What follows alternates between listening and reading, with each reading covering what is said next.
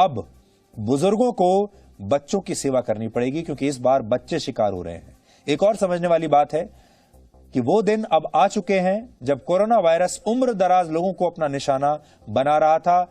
अब वो दिन बदल गए हैं, अब परिस्थितियां बदल गई हैं। इस समय देश में जो कुल मरीज हैं उनमें सबसे ज्यादा 21 साल से 30 साल की उम्र वाले हैं और इनकी संख्या 25.99% है। यानी 26% लोग जो हैं वो 20 से 30 साल की आयु वर्ग के हैं, 26% कुल मरीज। जबकि 11 से 20 साल की आयु वाले लगभग 10% बच्चे कोरोना से संक्रमित हैं और 10 साल या उससे भी कम उम्र के लगभग 4.5% बच्चे कोरोना से संघर्ष कर रहे हैं। यह आंकड़ा 70 वर्ष की उम्र वाली श्रेणी के लोगों से भी ज्यादा है।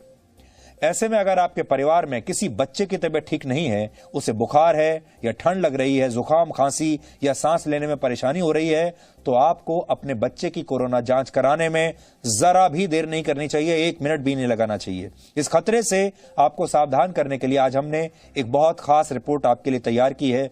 ध्यान से आप देखिएगा, जिसमें इस खतरे को हमने आपको विस्तार से समझाया है, साथ ही आपको इसका समाधान भी बताया है। इसलिए ध्यान से इसे देखिए और हो सके तो अपने परिवार के साथ, दोस्तों के साथ शेयर भी कीजिए।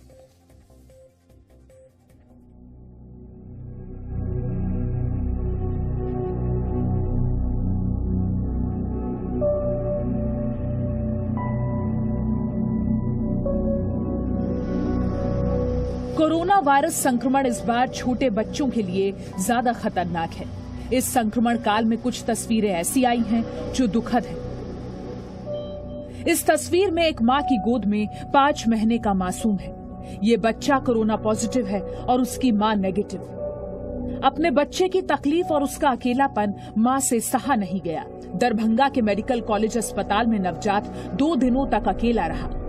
2 दिन बाद मां से रहा नहीं गया और उसने बेटे को अपनी गोद में ले लिया। सूरत के इस पिता के दुख का अंदाजा कोई नहीं लगा सकता, क्योंकि इसकी गोद में 14 दिन की बच्ची का शव है। डायमंड अस्पताल में जन्म के 2 दिन बाद ही संक्रमित हुई बच्ची का इलाज चल रहा था। नोएडा में एक 11 साल के बच्चे को कोरोना संक्रमण हुआ, जिसके बाद उसने अपना एक वीडियो बनाकर हमें भेजा। इस वीडियो में उसने खुद में दिख रहे लक्षणों के बारे में बताया है।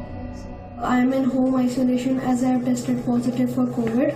My symptoms are high fever, loose motions and sore throat. I advise you all to stay safe and wear masks. Corona virus का नया स्ट्रेन बच्चों के लिए कितना खतरनाक है, इसका अंदाजा आप इससे लगा सकते हैं कि दिल्ली में 8 महीने से लेकर 12 साल तक के बच्चे गंभीर संक्रमण की वजह से एडमिट हो रहे हैं। हरियाणा में अब तक 8% बच्चों को कोरोना हो चुका है। 2020 में ये संख्या सिर्फ 1% थी।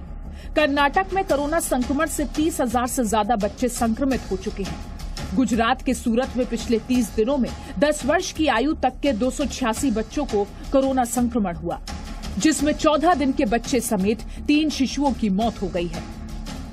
जो बच्चों में जो सिम्टम्स हो रहे हैं वो ज्यादातर जीआई सिम्टम्स, जिनको हम कहते हैं गैस्ट्रोइंटेस्टाइनल, पाचन तंत्र से संबंधित सिम्टम्स, जिसमें आप देखिए कि पेट में दर्द होना, लूज मोशंस होना, डायरिया होना। तो वो पहली फेज में भी मिले थे, एडल्ट्स में भी डायरिया हुआ है और एब्डोमिनल सिम्टम्स हुए हैं, जीआई सिम्टम्स हुए हैं, लेकिन कम लोगों में हुआ। फिर बच्चों में टेस्टिंग भी नहीं होती है, वो घर पे रहते हैं तो दूसरों को भी इन्फेक्शन दे सकते हैं। छोटे बच्चों के कोरोना संक्रमित होने के बाद उनकी जिंदगी पर खतरा ज्यादा हो जाता है, क्योंकि छोटे बच्चे सांस में परेशानी नहीं बता पाते हैं, वो संक्रमण के बारे में नहीं बता सकते हैं। नवजात बच्चे अपनी मां से दूर भी नहीं रह पाते हैं। बच्चों में रोग प्रतिरोधक क्षमता कम होती है, खतरा इसलिए भी ज्यादा बड़ा है। बच्चों को रेमडेसिविर जैसी जीवन रक्षक दवाएं भी नहीं दी जा सकती और बच्चों के लिए अभी कोई वैक्सीन भी नहीं है। इसलिए बच्चों को संक्रमण से बचाना ही एकमात्र स्थिति है जिसमें वो सुरक्षित रह सकते हैं। इलाज में कोई बहुत स्पेशल बच्चे को दवाइयां नहीं देनी होती। असल में हमारी कोशिश है हम कम से कम दवाई दें बच्चे को। अगर बुखार है तो जैसे पैरासीटामोल जो सब जानते हैं वो दवाई दे देनी है। लूज मोशन हो रहे हैं, उल्टी हो रही है, थोड़ा पानी ज्यादा पिलाना है, ORS पिलाना है। तो इस तरह से चलते हैं। अब इस बार हमने ये देखा है कि अगर किसी बच्चे को मान लो पहले से कुछ बीमारी, क्रॉनिक डिजीज को बीमारी चली आ रही थी, जैसे मान लीजिए जोड़ का अस्थमा था, वो हमारे पास आ गया, हमें लगा अस्थमा है। इनफैक्ट आजकल हमारे पास एक ऐसा बच्चा दाखिल है जिसको अस्थमा था, हमारे पास आता था पहले भी, हम ओबीडी में उसका ट्रीटमेंट करके बता देते थे क्या करना है, वो बेचारा ट्रीटमेंट ले रहा था। इस बार उसको जोर का अटैक हो गया।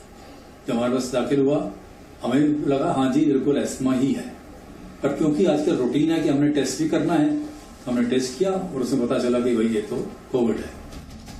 कोरोना की दूसरी लहर बच्चों के लिए जानलेवा साबित हो रही है, इसलिए आपसे गुजारिश है, संक्रमण के खिलाफ लड़ाई में हर जरूरी नियम का पालन कीजिए। आप खुद कोरोना नियमों का पालन करेंगे तो आपको देखकर बच्चे भी इसे अपनाएंगे। ब्यूरो रिपोर्ट, जी मीडिया।